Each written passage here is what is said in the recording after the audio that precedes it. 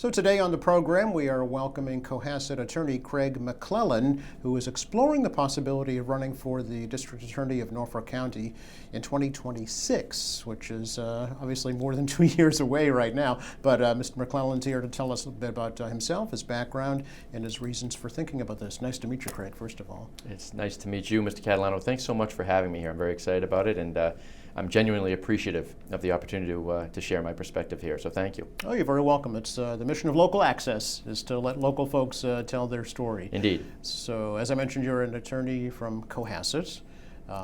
Is that where you originate from? Born and raised on the South Shore, Okay. so sort of moved around from Plymouth, Duxbury, lived in Boston for a bit, and then Hingham, and now I've settled in Cohasset with my family, where I live with my wife and my 2 children, a son and a daughter. So that's where we are now. We have been for the last 7 years. Okay. Tell us a little bit about your background, about your upbringing, where you went to school, and where you've worked and where you're working now. Sure. I think I'd say that sort of my early childhood years were in Plymouth, and then sort of formative years were in Duxbury, Massachusetts, is where I sort of came up. But I did attend Boston College High School in Dorchester, and then upon graduation, I went down to Providence College in Rhode Island for 4 years, and then came back to Boston and attended Suffolk University Law School for 3 years. And at that point, I then went off into my professional career. So always been in the area, South Shore kid through and through for sure, and always been in the Northeast. Professionally, you've had several different positions in your relatively short career so far. Yes, I've had so I've been a lawyer for 20 years, Yeah. and I've had a number of different positions. I started out, I went to law school because of my passion for public service. That's what I'm interested in, and some people are passionate about music, science, sports, whatever. For me, it's public service. I found that passion when I was in undergraduate at Providence. Started sort of running for student government positions, okay. and then continued that in law school. And that was actually the reason I went to law school, because I thought a career in public service is perhaps appropriately buttressed by a legal education. And upon graduating from law school, I went to work for the Suffolk County District Attorney's office as an assistant district attorney, where I prosecuted a wide variety of crimes and offenses and cases, and that ultimately I was in a role in Superior Court where I was in charge of prosecuting gang-related violence in Boston. And I was there for approximately 8 years, I believe. Okay. And then I left that office for a different state agency, which is called the Commission on Judicial Conduct. Yeah. And that is an agency that handles complaints made against state court judges for allegations of misconduct. Mm-hmm. And I was an investigating staff attorney there, so we would take complaints in, we would vet those complaints, and then the ones that we deemed worthy of investigation were investigated and fully. And then a recommendation was made to the commission, which is a 9-member panel of appointees. And if some sanction or discipline was deemed necessary, then that was carried out. I see. So I was there for I think about 2 years, and then I went into private practice. I had my first child around that time, and so money became more of an issue, and so I went to work for a law firm in Boston, and I learned, because to that point in time I had only criminal and administrative experience, and so I learned civil litigation from that position. I was there for a fairly short time, I think like maybe 1.5 years or 2 years, but I learned a lot during that time, and I decided that I could replicate that on my own by forming my own practice and using the skills that I had learned to that point in my career, which is about a decade worth of experience, and I formed my own practice. And so now I have my own law firm in Cohasset, where I live, and I practice civil and business litigation as well as criminal defense. I've always maintained a strong connection to the criminal justice system, and so now I've had a fairly robust amount of experience on both sides of the criminal courtroom, both prosecution and defense. Yeah. So did you ever have a thought, even back, say, in college, of running for public office while you were, pursuing your law degree? Absolutely. Really? Yes. Yeah. So it was always my dream to run for public office, but I'm a firm believer in sort of getting the appropriate experience before you decide what direction you want to go in. There are a lot of different elected offices that one can run for, and so it was always something that I envisioned that I would do. And so this is the first time that I have taken formal steps. That was my next question. Have you ever run before? Okay, yeah. Well, I shouldn't say that. I do hold public office currently. Well, true. But it's a small local public office, though elected. Cohasset School Committee, and right? And it's that, yes, Yeah. I'm the current chairperson of the Cohasset School Committee. Sure. I've been on that committee. It's been my great pleasure and honor to serve on that committee for about 6 years now. I'm going on 6 years. And that has been an absolute delight. I love that. It's a very fulfilling role. It's something that has great impact on our community, and I just love it. I love seeing the kids come and present. It's wonderful to be a part of that. So that's been an honor. Young children yourself, are they in the Cohasset Public Schools? They are very proud Cohasset Public School students, yes. Yeah. So an opportunity to have a direct impact on the education they receive, right? Yes, sir. Yeah. Yes, sir. Yeah. Do you come from a family of public service? I do not. Okay. I do not. My neither of my parents were fortunate enough to attend college, though I am extremely proud of them. They've done very well, and they raised 2 boys in wonderful communities. But no, they put us first, and they worked extremely hard to provide us with everything, including college education, and in my case, a graduate education, a law degree. Assisting us as much as possible. So I'm the first one that sort of went on that path. My brother's in construction. Oh, okay. And my father is in sales, and my mother's had a lot of retail-related jobs. So I'm the first sort of legal, public service oriented member of my family. Yep. Yeah. So here we are, over 2 years until the 2026 state elections, but you're already exploring the possibility of running for the Norfolk County District Attorney seat. So talk about the thought process behind that. Sure. As you note, it's really early. Yes. So for me, I thought it, would be a little premature to just come out guns blazing, and this is what I'm doing, this is where we need to go, and this is what we need to do. So what I've decided is the appropriate path is to formally form the committee in order to explore my candidacy. And by explore, I mean I'm going to use the next, the coming weeks and months to get out and listen to the residents of the various communities that make up Norfolk County. I am extremely interested. I love having these conversations. I've had a number of them already.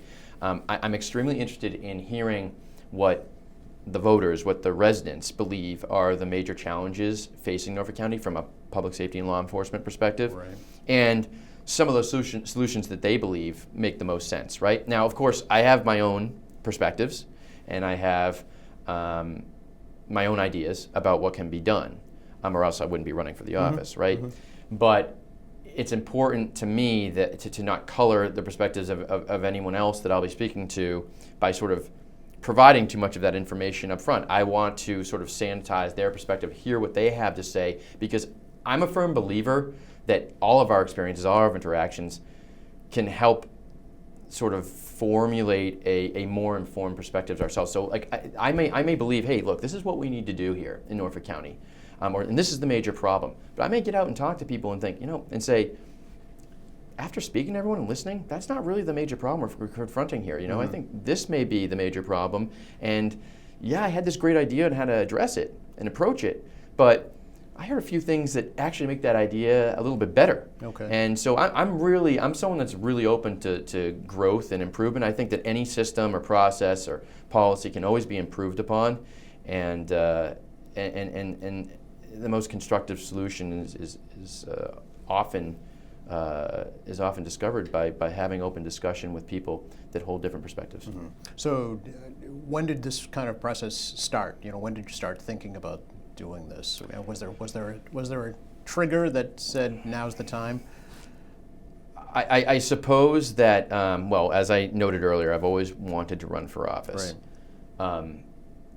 As a criminal attorney in Norfolk County, I'm obviously postured to observe what's happening in the sort of criminal investigative realm in my own county.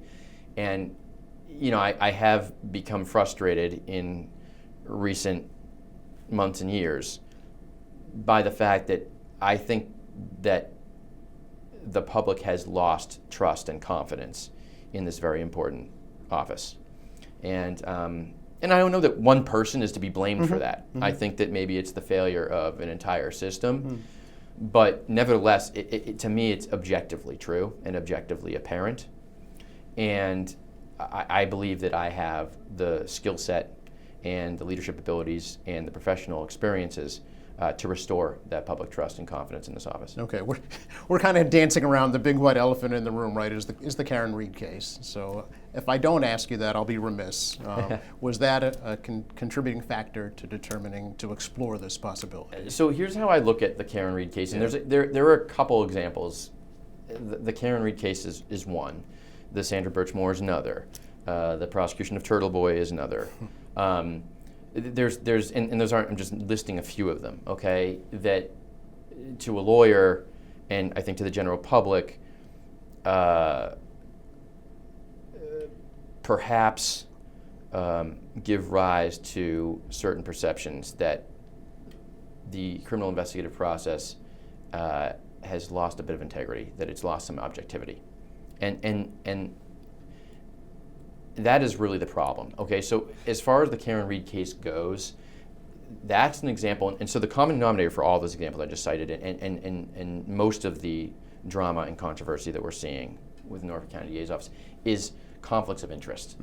Okay, that will destroy trust and confidence from the public, okay, in a public office. If the public perceives, and whether those conflicts of interest are just perceived or real, right, which is even worse.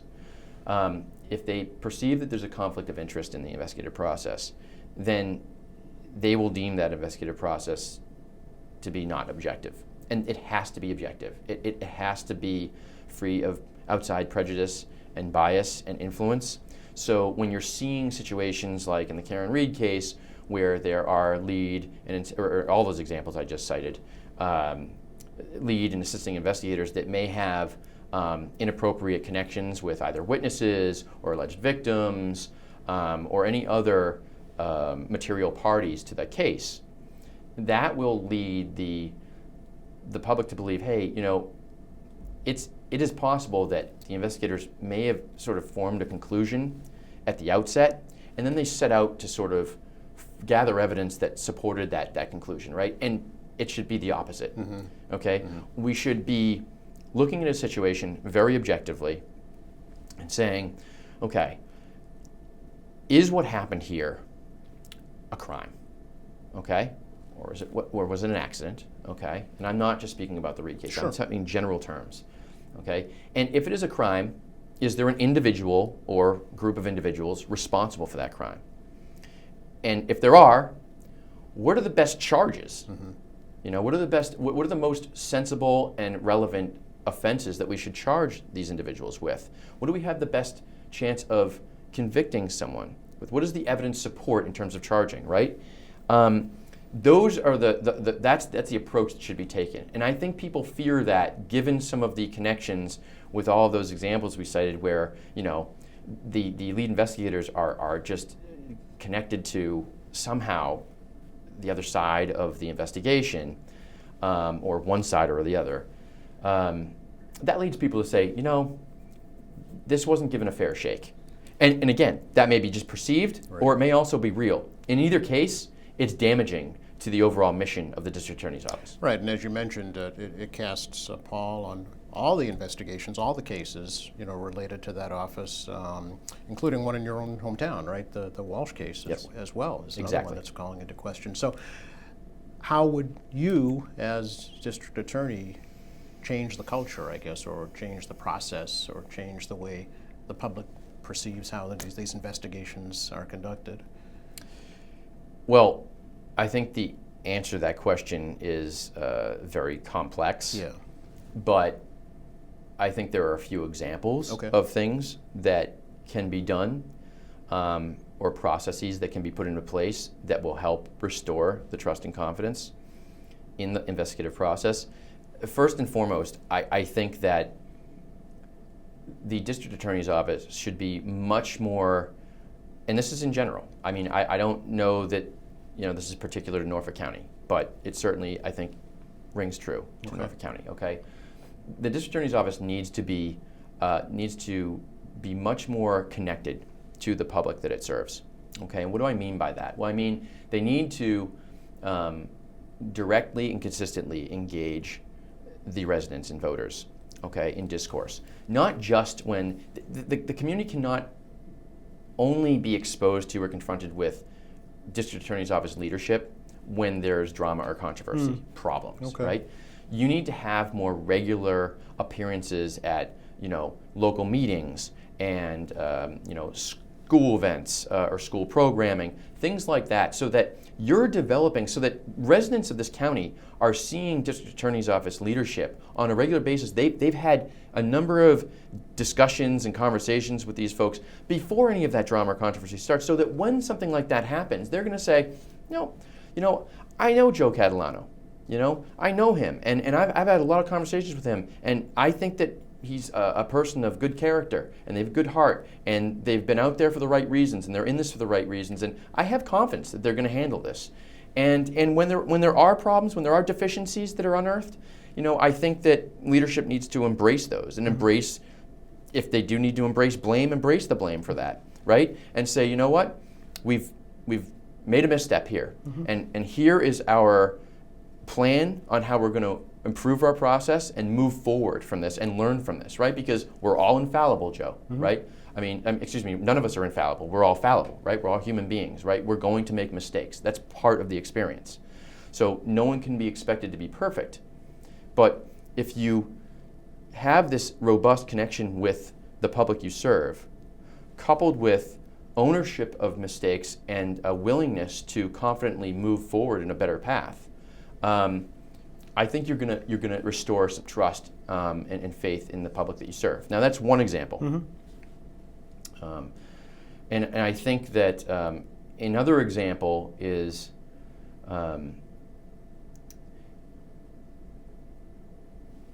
having a really strong connection with your local departments. Okay, so there is police departments. Police departments. Yeah. Yes, okay. Thank you. And the state police that serves the county, right? There is, to an extent, an oversight function of the district attorney's office for any police investigation, okay? They're the chief law enforcement officers of the county. But it doesn't need to be like that. It can be a real thought partnership where, again, you're building, so trust relationships are built from consistent engagement, okay? Where folks feel a connection with one another and they feel mutual respect, right? So I think that if the district attorney's office seeks to really thought partner with their departments, with the same individuals sort of interacting with the same departments, there may be better connections that will help avoid these conflicts of interest that arise, right? So that there are maybe different perspectives brought to the table at the outset on critically looking at who are going to be the lead investigators here, and are there any possibilities or potential for any appearance of impropriety? And if there are, then let's avoid that so that there are no unintended consequences here, because we want to make sure that we're announcing to the public that this investigation is being run in a very objective fashion. Yeah. So are you proposing like a liaison from the district attorney's office within community police departments? Maybe, but like I said at the outset of this discussion, it's too early for me to. I don't want to be going out and telling folks what I think should be done, what direction we need to move in before I hear from them. Because I really truly believe that in order to move forward in the best way, we have to sort of reboot this process in that it needs to start at the voter, at the resident level. Okay, and so if we're going to establish and restore trust in this office, we have to engage all the voters and residents, say, what do you feel? And like, so what you just articulated, maybe that's a possible way to go, right? But when I get out and speak to everyone, folks may have some really good ideas, especially folks that are ex-law enforcement or are current law enforcement. They may have some really good insights about how best to do that. And so I'm going to, I think I'll reserve judgment, so to speak, on that. Okay, so how will you, a listening tour, right? Exactly. So that's exactly, yes. How are you going to do that? Are you going to be at Lions Clubs meetings and Sure. civic associations? Yes to all. Okay. So okay. anyone that wants to speak with me, people have called me on the phone. I've had hour-long conversations with people when I can. Obviously, I have my own. I have a profession. I have clients that I have to attend to. But I'm also exploring this, and I wouldn't be doing this if I wasn't going to make the time for it. Correct. But anyone and everyone. I was just out last week in the town of Sharon in a coffee shop, meeting with a few people in the community and getting their perspectives and just having a really candid discussion about the state of affairs in Norfolk County, and it was awesome. It was great. I love that. That's just one example. I spoke to a young woman from Norwood over the phone yesterday. These are just ones that are on the top of my head, and had a wonderful conversation with these people and with this person and it just, I am a true believer that every single one of those conversations is going to make me a better candidate, because I'll be much better equipped to formulate proposed policies or initiatives that directly reflect the will and perspectives of the residents of Norfolk County. Rather, you know what I'm saying? So, do you have a timeline in your mind for when you'll make a formal decision as to whether or not you'll definitely be running? I think it'll be somewhat organic. There's not, I don't think that there's I'm not putting a specific timeline on it. I do think that, again, it's very premature. We have a controversial presidential election going on right now. Oh yeah, that. I think that is overshadowing perhaps a county race that's 2 years from now. Right. And then we're going to have the holidays, coming in for a lot of folks, and Thanksgiving.